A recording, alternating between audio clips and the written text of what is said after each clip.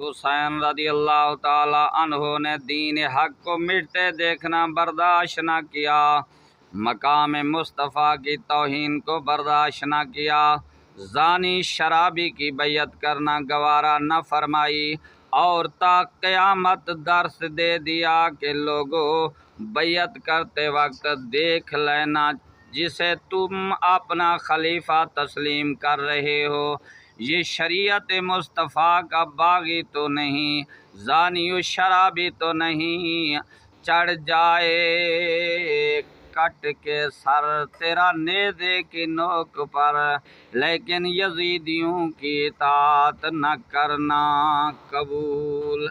امام حسین رضی اللہ تعالی عنہ کی شہادت اس بات کی بعین دلیل ہے کہ خلافت ثلاثہ حق تھی۔ حضرت سیدنا ابو بکر صدیق رضی اللہ تعالی عنہ، عمر فاروق رضی اللہ تعالی عنہ، عثمان غنی رضی اللہ تعالی عنہ، ان کی خلافت حق تھی۔